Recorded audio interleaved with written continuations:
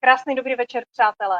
Všechny vás moc zdravím a vítám vás u dalšího webináře o zdraví nadace World Healthy Living Foundation, pořádaný v rámci sociální kampaně Žijem uvědoměle pod záštitou firmy Duolife.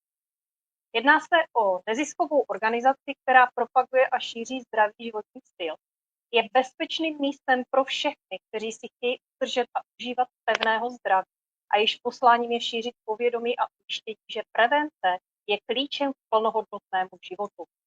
S nadšením podporuje aktivní životní styl a prostřednictvím svých ambasadorů vzdělává v oblasti zdraví, aby se každý mohl těšit z dlouhého, šťastného života plného energie, v němž je zdraví základem prosperity. No, pro koho je dnešní webinář určen?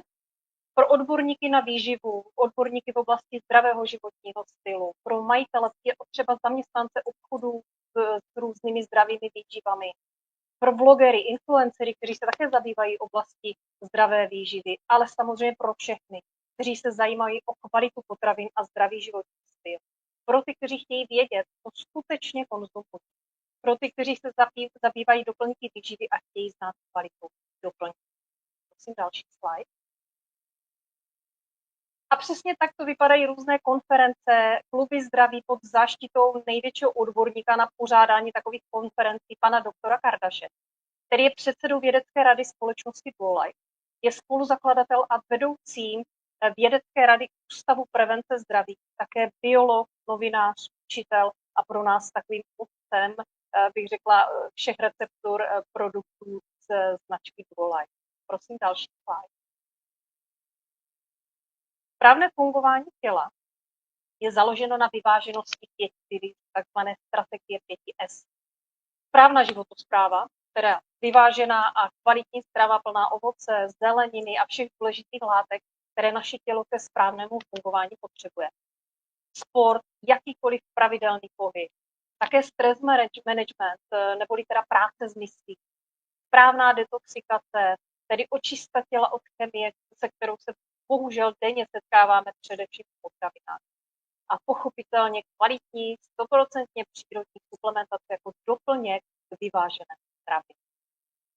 Prosím další slide. A nyní bych už velmi ráda přivítala dnešního přednášejícího, jednoho z úžasných ambasadorů nadace World Healthy Living Foundation.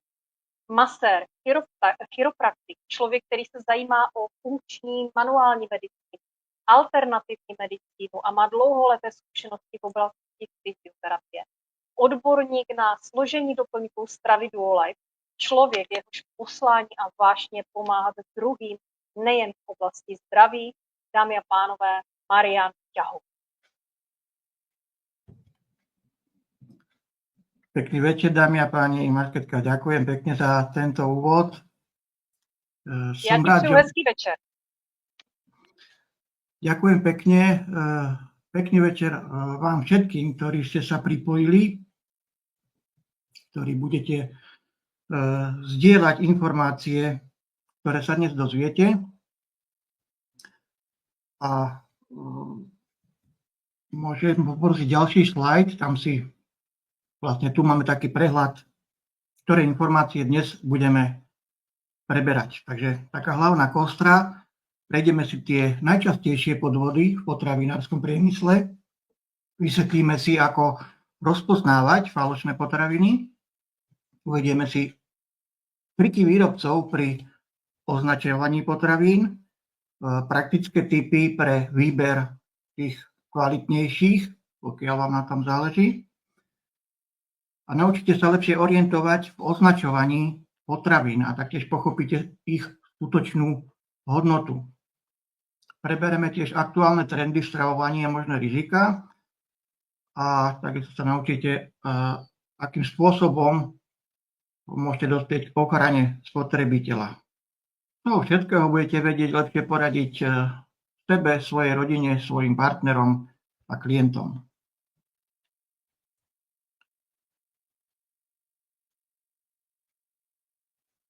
Ešte kým sa ponoríme do problematiky, rád by som upozornil na pár zaujímavých faktov.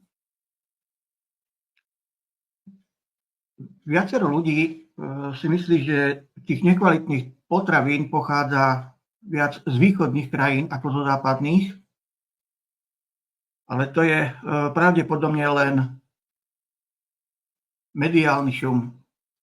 Pretože keď si pozriete oficiálne štatistiky nezávislých agentúr, ktoré to globálne sledujú po celom svete, a tu je znázornená Európa, tak vidíte, aké obrovské čísla sú úplne iné ako to, čo sa deje v médiách bežne.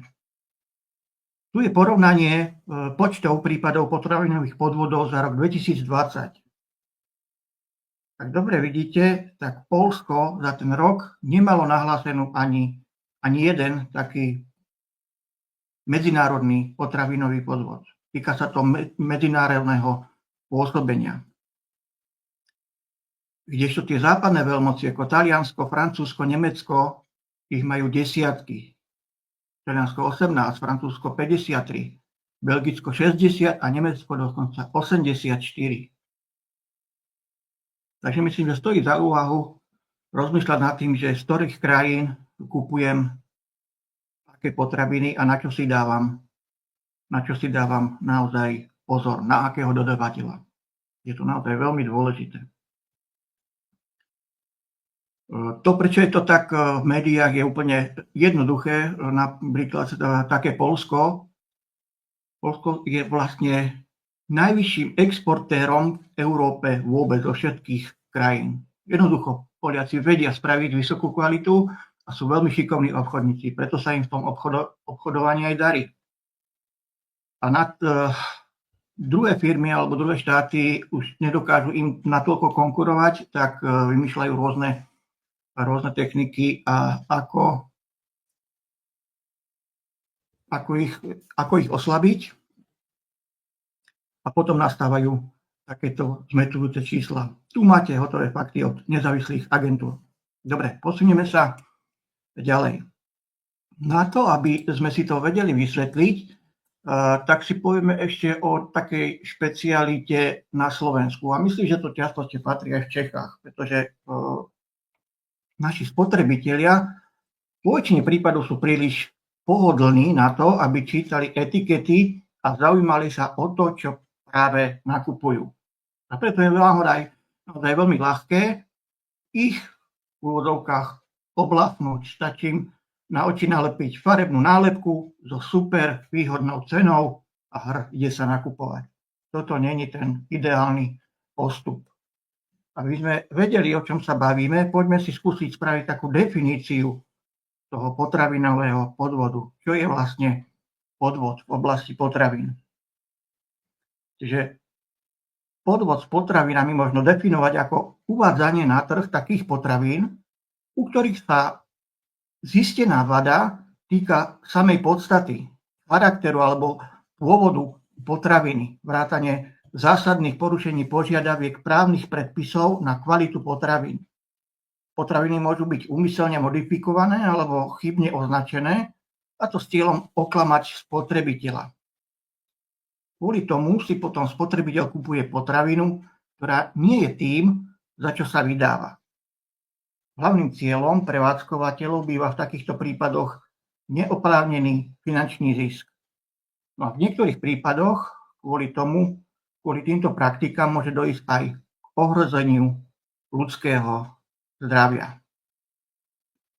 Ja keď som pripravoval podklady na dnešné vysielanie, tak som si uvedomil, že to je tak obšírna téma, že si zaslúži väčší priestor, a tak sa budeme tejto téme venovať a preberať ju podrobnejšie ešte aj o mesiac v ďalšom pokračovaní, ďalšej vysielaní konferencií VHLF. Takže dnes si uvedieme také základné veci a potom ich budeme ďalej rozoberať. Ešte pripomeniem túto poslednú vetu, že tí výrobcovia častokrát používajú praktiky, ktoré môžu ohroziť ľudské zdravie. Ja vás chcem podporiť v tom, že nám môžete do komentárov napísať, či ste sa už stretli niekedy s potravinovými podvodmi a či vám prípadne spôsobili nejaký zdravotný problém. My sa dnes vo vysielaní budeme zaoberať hlavne tou charakteristikou, kde sa to nachádza. A v budúcom dieli by sme sa venovali bližšie práve zdravotným problémom, ktoré sú spôsobené nekvalitnými potravinami. Takže sami sa môžete podieľať na tom zložení toho vysielania. Kto má chuť a priestor, tak môžete písať do komentárov, kde ste sa stretli s takými podvodmi a poprípade s nekvalitnými potravinami, ktoré vám spôsobili nejaký zdravotný problém. Budeme to riešiť, aby dostali aj ľudia ďalší príklad a nejakú tú prevenciu. Na území Európskej únie môže spotrebiteľ počítať s takým všeobecne vysokým štandardom kvality a s vysokou úrovňou bezpečnosti potravín, a to vďaka širokému komplexu potravinového práva. Napriek tomu stále však existujú podnikatelia, ktorí vymýšľajú nové metódy, ako obísť právne predpisy a obohatiť sa na úkor spotrebiteľa. Dozorné orgány vykonávajú kontroly na základe analýz rizika, inými slovami sústredia sa na tie najproblematickejšie miesta na trhu. Nie však v ich možnostiach, nie je to možné skontrolovať všetky potraviny, ktoré sa uvádzajú na trh. A preto najlepším kontrolorom je samotný spotrebiteľ, ktorý vie hájiť svoje práva. No a takou užitočnou pomôckou napríklad v Čechách je veľmi dobrý server Potraviny na praníži, ktorý informuje najmä o nevyhovujúcich šťaržiach potravín zistených úradnou kontrolou SZPI. Aby sme sa posunuli ďalej v tejto téme, dovolím citovať portál Zdravie.sk, pretože ponúkol takú charakteristickú črtu týchto potravinových podvodov.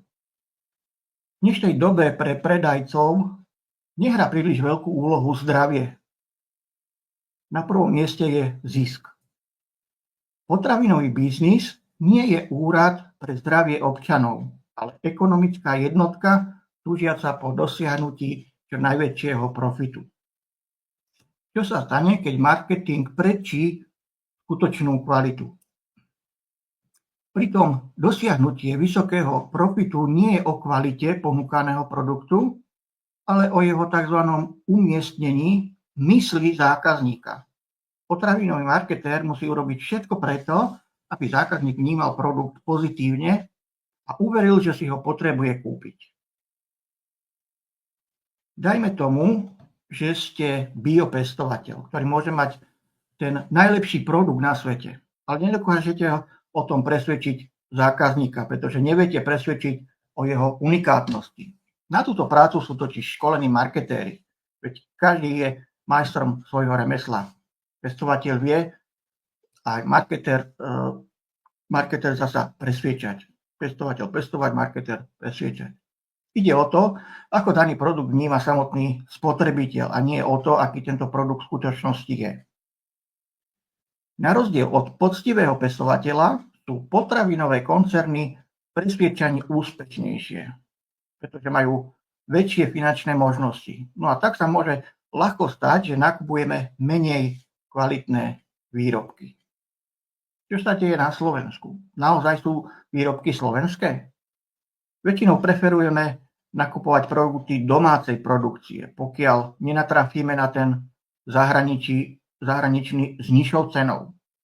Niekedy nás pre potrebnú rozhodovaciu chvíľu zahraniční výrobcovia presvedčia, že výrobok je náš, slovenský, aj keď tomu tak nie je. To, že sa výrobok tvári ako slovenský, s vyššou možnosťou kontroly surovín a technologických postupov, ešte nemusí byť pravda.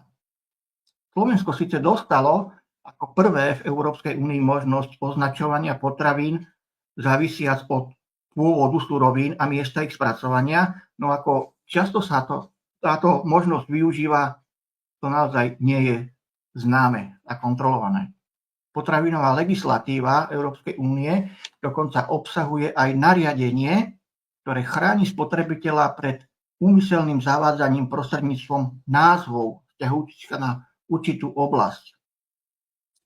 Tu si to ale nesmieme myliť so slovenským TEAN kódom 858 na zadnej strane obalu, keďže ten môže byť pridaný aj na ovocie dovezené z Talianska. Tu hovoríme iba o povinnom označení krajiny alebo miesta pôvodu, pokiaľ by ich neuvedomenie mohlo uviesť spotrebiteľa do omylu. Príkladom bude napríklad výrobok, ktorý obsahuje názve slovo bratislavská, ale pochádza od českého výrobcu. Aj toto nariadenie sa však dá obísť. Pozrieme sa ako. Veľmi ľahko sa dá zavádzať, pokiaľ sa rozhodneme zmiasť zákazníka tým, že v ňom vytvoríme pocit lokálneho vlastenectva. Vezmeme poľské mäso, spracujeme ho v Čechách, dáme mu názov bratislavská mäsová pochúťka. No čo? Ak následne pridáme informáciu, že to bolo vyrobené v EÚ, veď Európska únia je takisto územie, spĺňajúce požiadavku označenia krajina pôvodu.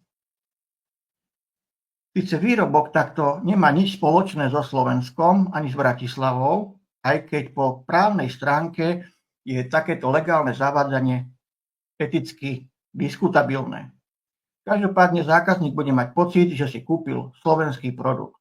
A možno sa i pre tento dôvod rozhodne zaplatiť o čosi viac, aby podporil domácu ekonomiku. No v skutočnosti si však iba naivne kúpi poľské mäso od českého špekulanta. Preto možno označenie vyrobené v EÚ nie je dostačujúca informácia.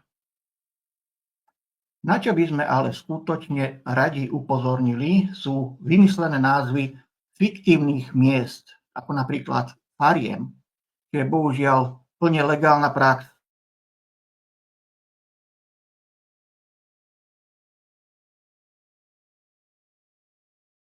Vyvolali dojem, že je vypestovaný niekde na konkrétnom mieste a stal sa tým pre zákazníka dôveryhodnejším. Uvedieme príklad. Reťazec nakupuje ryby od rôznych dodávateľov. Jeho úlohou je zvýšiť dôveryhodnosť produktu a tým i profit. Preto produkty zabalí do jedného ligotavého obalu, do jednotného od všetkých dodávateľov, pridá obrazok šťastnej plávajúcej rybičky a produkt pomenuje napríklad Rybník Blomošov so sloganom Domov prírody a voľne žijúcich rýb. Nič z toho neexistuje, ale profit je profit. Splnil svoj účel. Legislatíva nie je dokonalá a legálne zavádzanie bežnými marketingovými praktikami číha všade okolo nás. Takisto môžeme vymysliť názov džemu s veľkým nápisom 98% ovocný džem. No v skutočnosti iba 50% obsahu ovocia, ktoré uvedieme malými písmenkami na zadnej strane. Nadpis 98% ovocný džús je pre nás, spotrebiteľov, jednoznačne zavádzajúci. Európska únia, ich legislatíva to však vidí inak. No ako vyzerá ochrana spotrebiteľa? Pre ochranu na Slovensku existuje tzv. Dobrovoľné označenia. No, bohužiaľ, aj s nimi sa dá manipulovať, aj keď iba čiastočne. Na dodržiavanie označovania potravinných produktov u nás dohliada štátna veterinárna a potravinová správa. Takže aby sme sa i napriek dlhoročným skúsenostiam uistili, že v tom, čo píšeme, sa naozaj nemýlime, nechali sme si to od tejto štátnej inštitúcie overiť. Tá nám správnosť našich tvrdení jednoznačne potvrdila. Takže v úvodzovkách vyrobené na Slovensku, respektíve krajina pôvodu Slovenská republika. Donesieme mäso z Brazílie a vyrobíme z neho klobásu a označíme ako klobása od slovenského sedliaka. Keď všetky výrobné procesy sa uskutočnili na Slovensku, prajeme dobrú chuť. Je to slovenská potravina. Takto označená potravina musí obsahovať 75% surovín s pôvodom na území Slovenska a všetky výrobné procesy sa musia uskutočniť na území Slovenska. Vezmeme také mlieko zo slovenského chovu, ktoré bude tvoriť 75% objemu jogurtového pudingu. Po výrobnom procese do neho pridáme nemecký chlorid vápenatý, ktorý ani nemusíme podľa EU legislatívy ani uviesť na obale, keďže sme ho použili vo výrobnom procese. Ďalej, holandskú jahodovú hmotu s cukrom a sladidlami, santánovú gumu z Číny, aby sa to pekne lesklo a hrdo sa to môže propagovať pod názvom Slovenská pochutina. Toto dobrovoľné označenia, pri ktorých by ste mali mať garanciu pôvodu s plným pocitom istoty, sú kvalita z našich regiónov a slovenská potravina. Takže na tieto marketingové triky si treba dávať pozor a overovať si, čo je naozaj skutočne pravda. Taká rada na záver pre tento druh marketingových podvodov je, nepozerajme sa na tieto marketingové názvy s tými veľkými písmenami na prednej strane. Obaly lákajúce svojou ligotou farebnosťou sú plné týchto manipulačných sloganov, preto čítame pozorne zloženie výrobku a jeho pôvod, uvádzané malými písmenkami na tej menej atraktívnej zadnej strane obalu. Čiže to, čo uvidíte ako prvé, neznamená, že to aj tak je. No posunie sa teda ďalej. Tu si ale musíme vysvetliť, že tie potravinové podvody môžu byť naozaj uvádzané na trh rôznymi spôsobmi. Naozaj firmy pre ten zisk spravia všetko preto, aby ten zisk bol naozaj väčší. A používajú rôzne praktiky. Čo je ale ešte dôležitejšie, je, že môžeme tie podvody rozdeliť do takých dvoch hlavných skupín, a to sú priame. Priame by som povenoval tie, že zákazník je reálne oklamaný tým, že nedostane to, čo sa mu predkladá, to, čo sa mu píše. A také skryté by som hovoril tie, ktoré spôsobujú zdravotné problémy, ale kontrolné orgány ich tolerujú. A tie tvoria ešte väčší podiel na trhu. Bohužiaľ, častokrát sa stáva, že predsedovia dozorných rád firiem sedia aj častokrát dozorných kontrolných orgánov. A to, čo sa stáva nie len v potravinárskom, ale aj v farmaceutickom priemysle, ktoré sú spolu s poľnohospodárstvom prepojené a vzájomne si lobujú pre uzákonenie predpisov, ktorým uvoľnia možnosti pre vniknutie na trhu aj s takým tovarom, ktorý môže spôsobovať zdravotné problémy. Tie najčastejšie podvody sa týkajú komodít, ako je med, olivový olej, rôzne tuky, ovocie, zelenina, ryby, morské plody, káva, čaj, kakao, čokoláda, koreniny, alkoholické nápoje, mäsové výrobky, mliečne výrobky, takisto vaječné produkty, ale aj exotické produkty. Ďalším typom podvodov môžu byť teda tie zavádzajúce označenia, napríklad tie marketingové, ktoré sme spomenuli, ale aj falšované biocertifikáty alebo nedeklarované alergény v potravinách. V posledných 10 ročiach bolo odhalených niekoľko takých väčších, zaujímavých medzinárodných podvodov, Takže si spomeňme, zo pár dní v roku 2014 až 2015 sa odhalil podvod s drahým extra panenským olivovým olejom z Talianska. Ten bol nahradený olejom nižšej kvality. Podvodníkom sa to podarilo pridaním farbív a aromatických látok. Existovala normálne na to celá fabrika, kde sa vozili kamióny plné cisterny obyčajného rastlinného oleja, ktorý sa upravoval farebne, chuťovo aj vôňou a pridalo sa do ňoho len trošku olivového. Predával sa ako extra panenský olivový. Bol to obrovský zisk pre túto firmu, ktorým pokryl aj náklady so súdnymi spormi.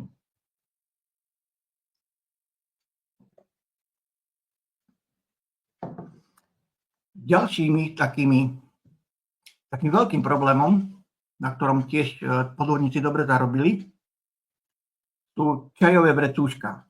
Objem čaju sa zväčšuje použitím rôznych listov alebo trávou z pokosaného trávnika, a dokonca zafarbenými pilimami alebo aj pieskom. No a na ďalší podvod sa prišlo v roku 2013, kedy testovaním DNA sa zistilo, že vo viacerých potravinách, ako sú hamburgery či lazane, značnú časť mäsa, dokonca väčší podiel mäsa, ktoré sa vyhlasovalo za hovädzie, tvorila koňatina. Pomlili to spolu do jedného produktu a predávali ako hovädzie. A v rovnakom roku sa prišlo aj na podvody s rybmi. Analýzou rýb, ktorú v roku 2013 uskutočnila Oceána, skupina na ochranu oceánov, sa zistilo, že dokonca až 1/3 vzdoriek neobsahovalo to, čo mala obsahovať.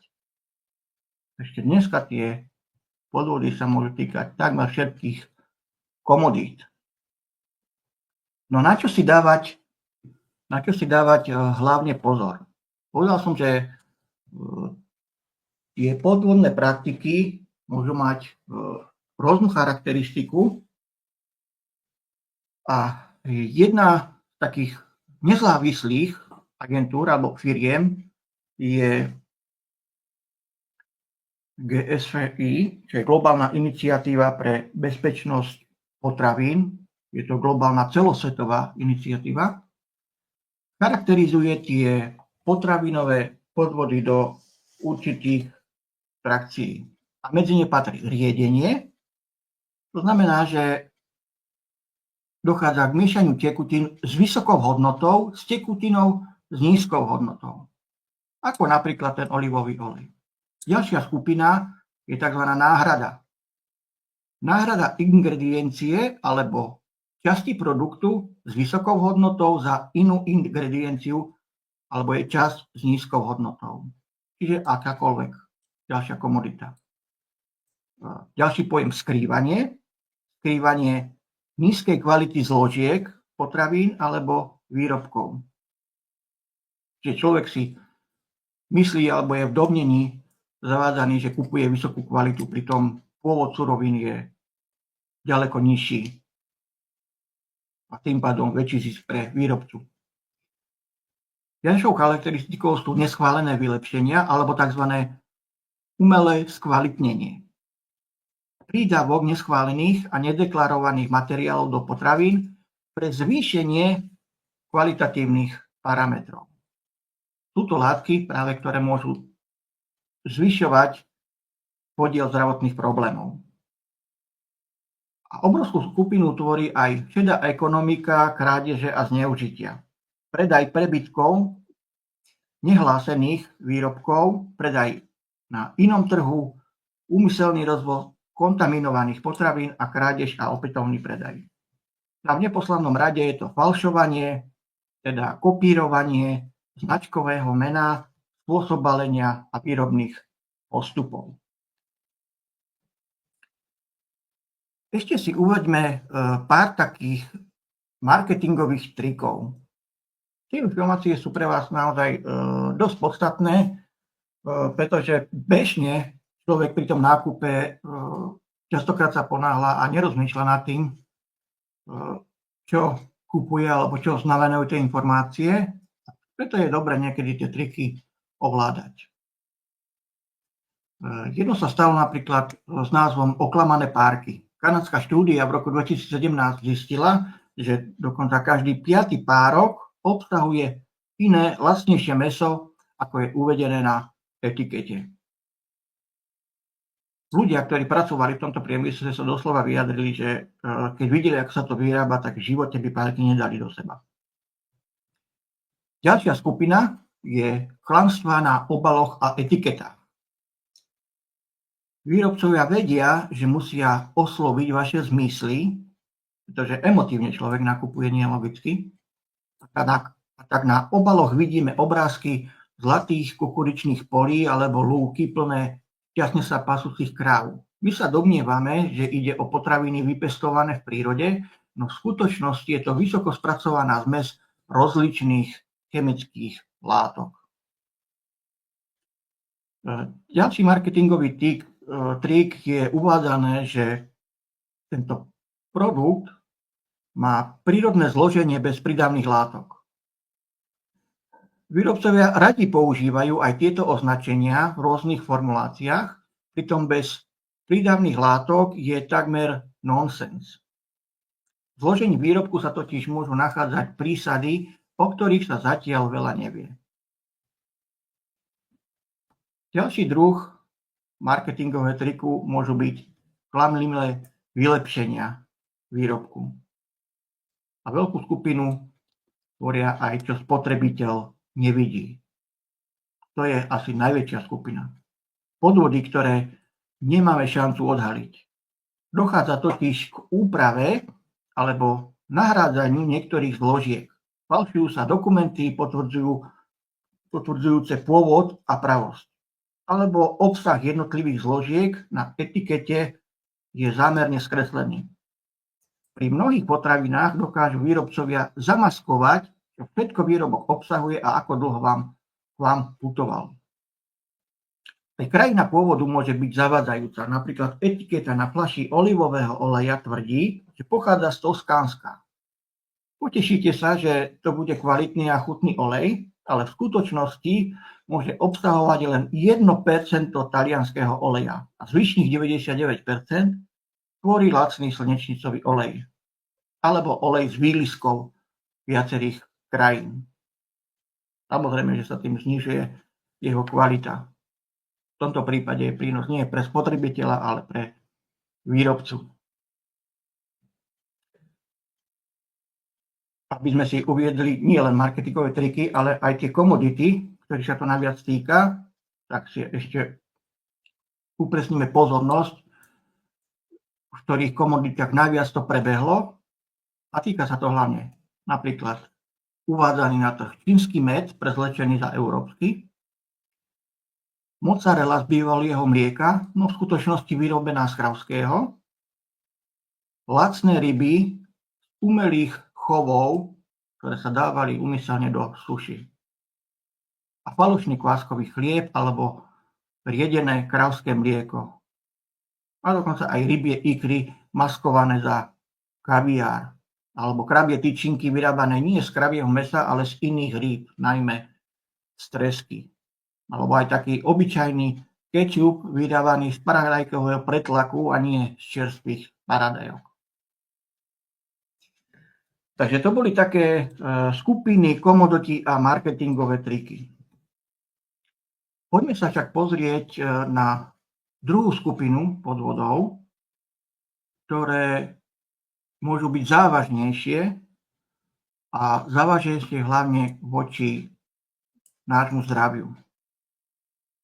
Čiže okrem toho, že nás okradnú v peňaženkách, nedostaneme tú kvalitu, nám ešte spôsobia ďalší problém, ktoré môžeme riešiť dlhodobo, niekoľko mesiacov až niekoľko rokov a dokonca sa stáva aj niektorý až celý život. Tieto potraviny obsahujú suroviny, ktoré môžu ľudskému organizmu naozaj spôsobovať veľké zdravotné problémy. Potravinársky priemysel i kontrolné orgány o nich vedia, no potichu ich kvôli vlastným ziskom tolerujú. Takéto suroviny a produkty môžu spôsobovať potravinové intolerancie a alergické reakcie, inzulínovú rezistenciu a diabetes, zápalové procesy, obezitu, srdcovo-cievne ochorenia, rakovinu, vysokú hladinu cholesterolu v krvi, metabolický syndrom či rôzne problémy tráviaceho traktu, ako napríklad syndrom dráždivého čreva, či priepustného čreva, alebo Crohnova choroba, ulcerózna kolitída, či vredová choroba.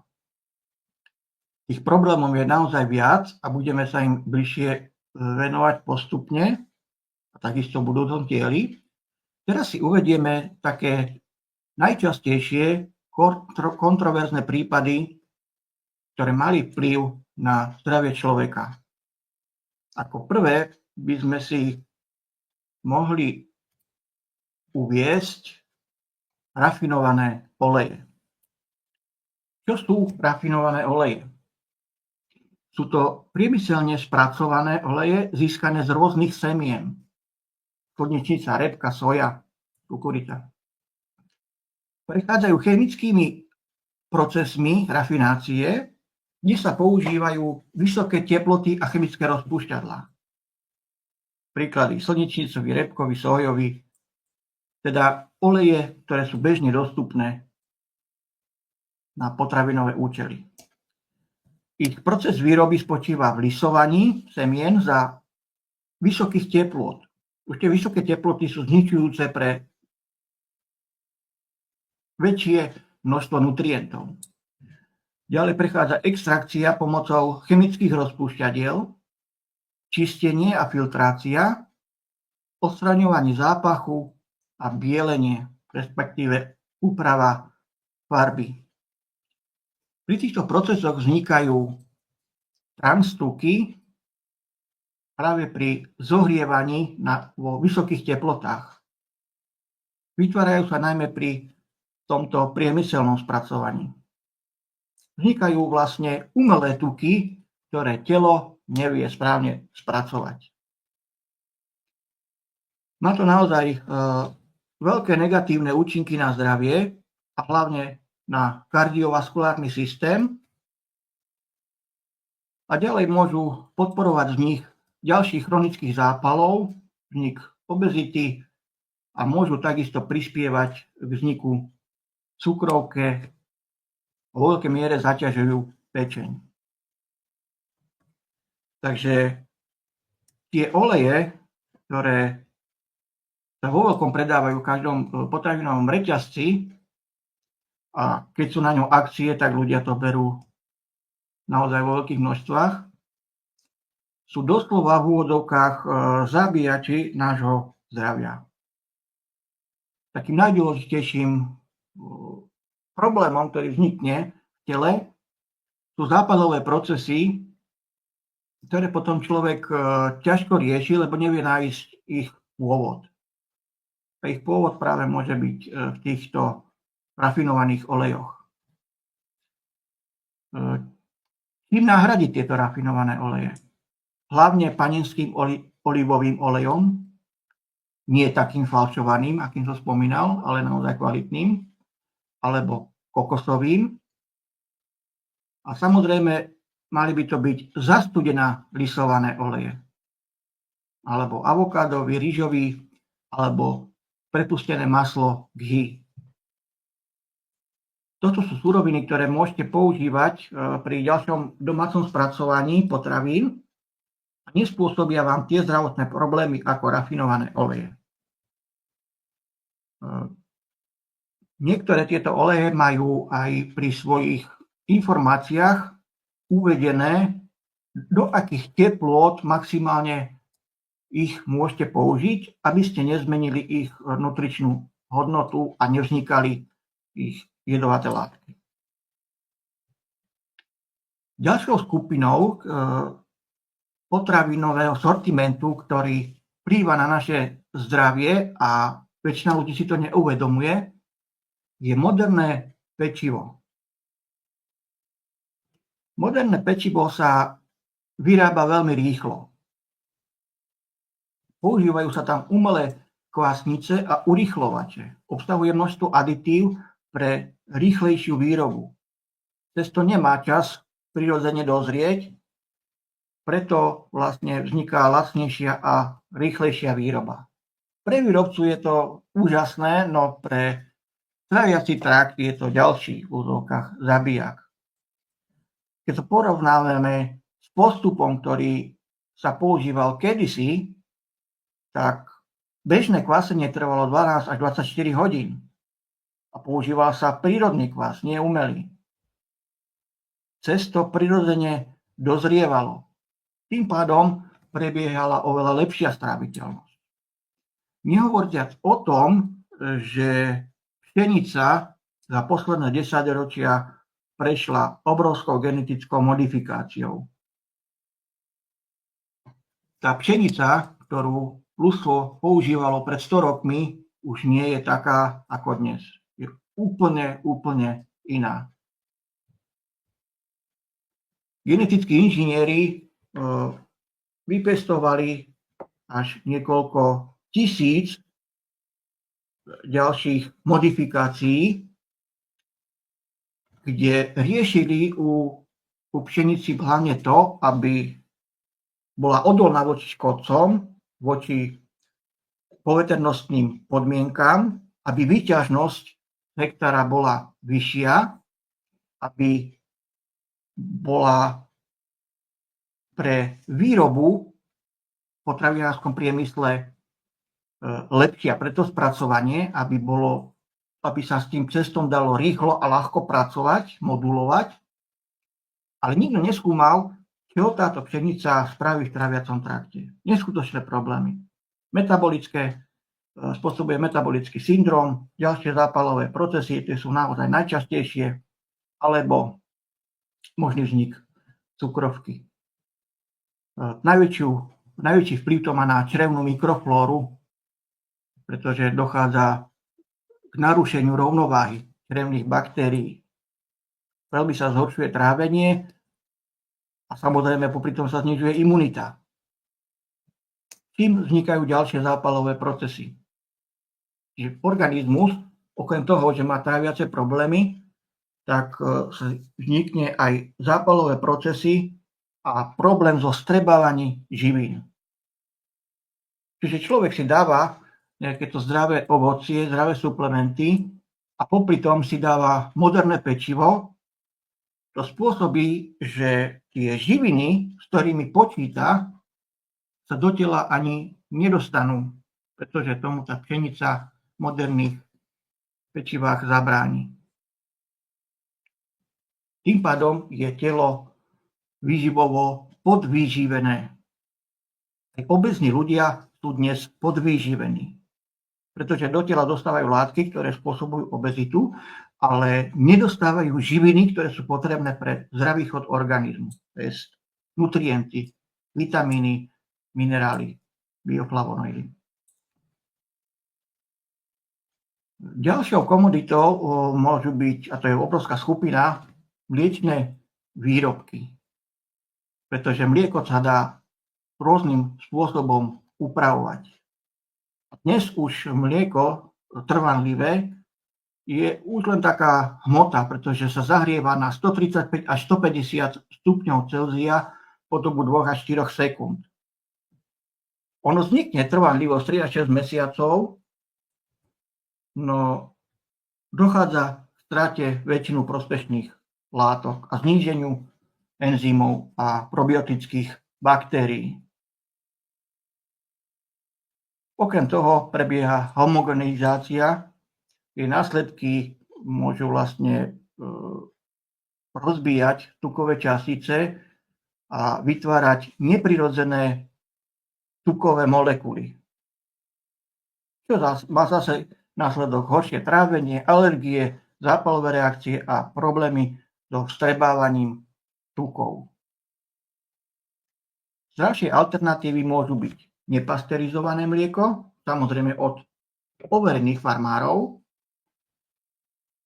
fermentované mliečne výrobky ako kefír, jogurt, nehomogenizované mliečne produkty, kozí alebo ovčí syr, alebo rastlinné alternatívy ako mandlové alebo kokosové mlieko.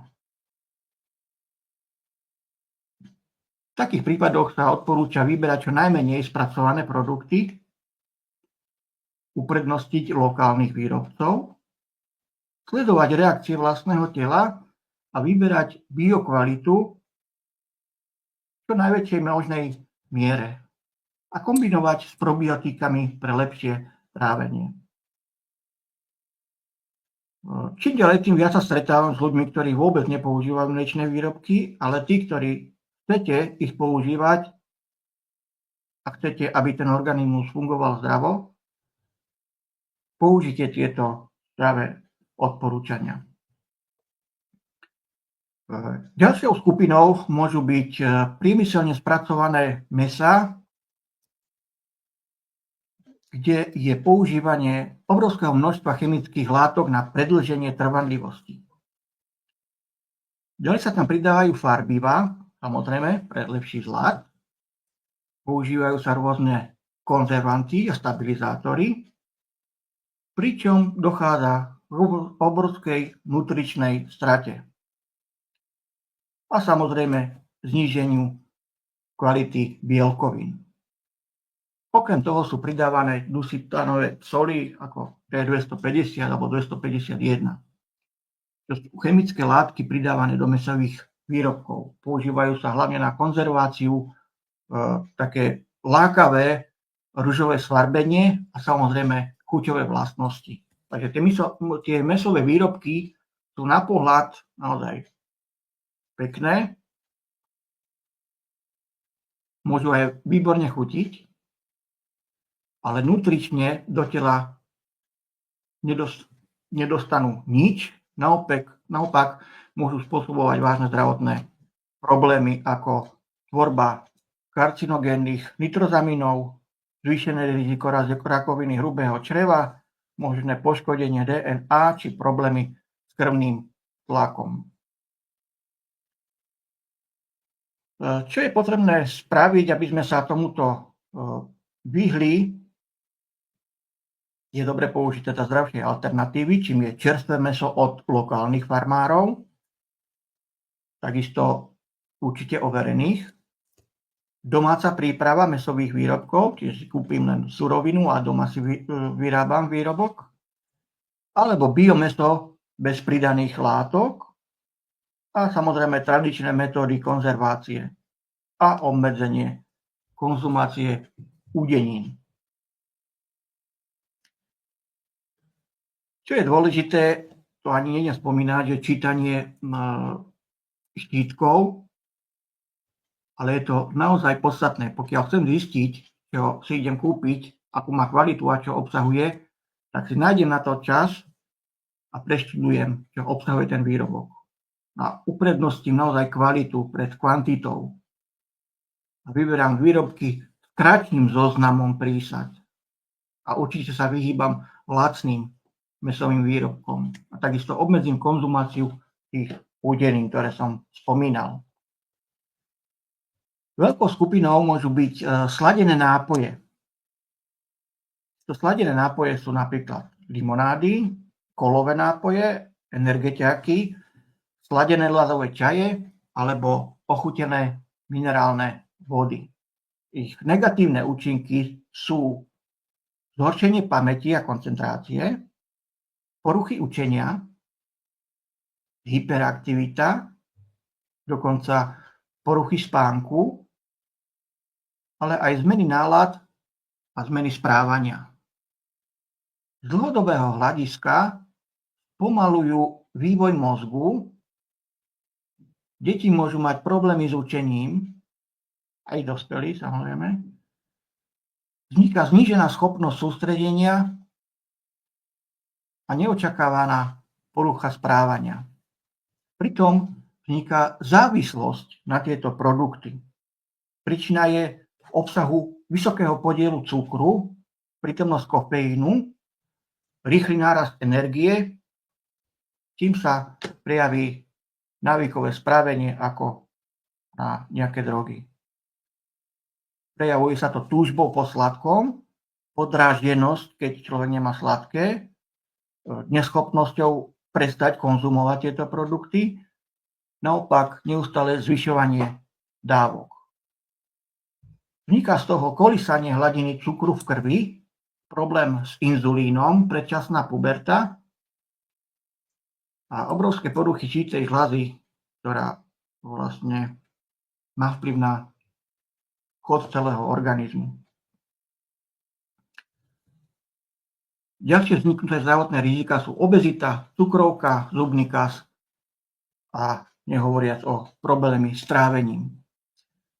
Čo s týmto môžu robiť hlavne teda rodičia, pokiaľ chcú, aby sa ich deti vyhli týmto produktom?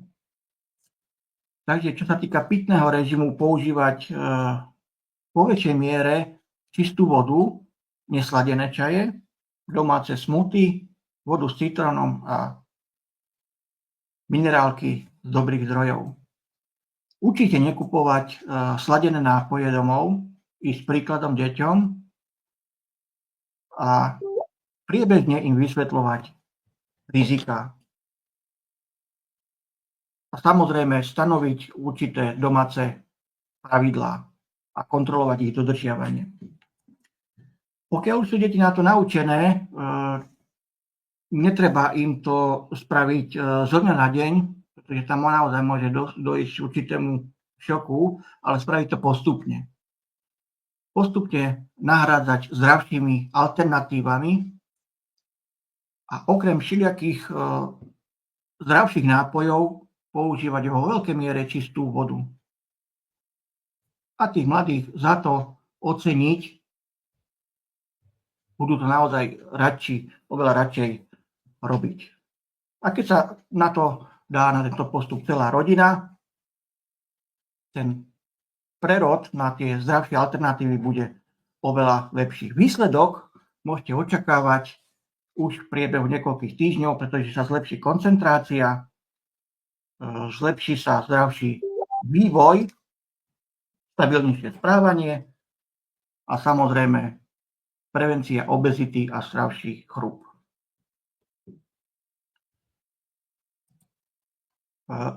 Dámy a páni, mohli by som v týchto alternatívach pokračovať ďalej a vidím, že ten čas naozaj pokročil.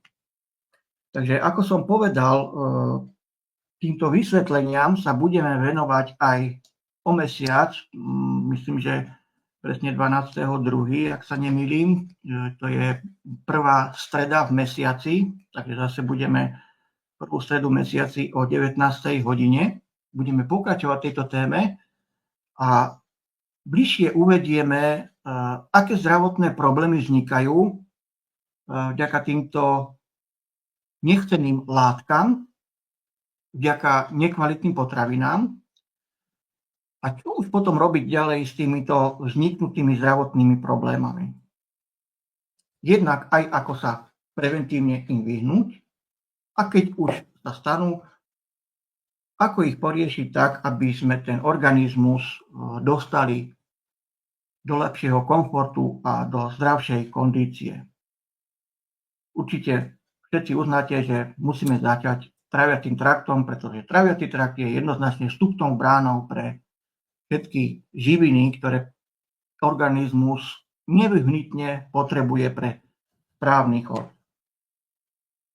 Takže ja sa budem tešiť na budúci mesiac. Nájdeme ďalších viac príkladov. A pokiaľ vy máte nejaké skúsenosti, tak napíšte do komentárov, či už na YouTube, alebo do skupiny na Facebook. Budeme sa im venovať a vysvetlíme detailne, ako riešiť tie zdravotné problémy, ktoré vznikajú vďaka týmto nežiaducím látkam. Takže z mojej strany ja vám ďakujem za pozornosť a ešte nakoniec odovzdám slovo Marketke. Majko, moc ti děkujeme za tvůj čas, za tu tvoji moudrost, za to, že jsi se dneska věnoval trochu kontroverznímu tématu, protože relevantní informace v tomto oboru se docela těžko dohledávají a moc ti děkujeme, že si to udělal za nás a věřím, že ta příprava byla určitě dlouhá a složitá a moc ti za to děkujeme. Já jsem se dívala na komentáře, takže všichni, nebo hodně lidí děkuje za informace a také nám napsalo hodně lidí, že se setkalo s podvody. Nemáme tam žádný dotaz, naštěstí, že by někomu způsobili nějaké zdravotní problémy, což je fajn, ale je vidět, že se s tím lidé setkávají a myslím si, že po tady tomhle vysílání už bude každý vědět, na co se má podívat, co si má zjišťovat po produktech a hlavně si přečíst ty příbalové letáky a kam se podívat. Takže ještě jednou moc děkujeme a přejeme všem krásný večer. Pekný večer.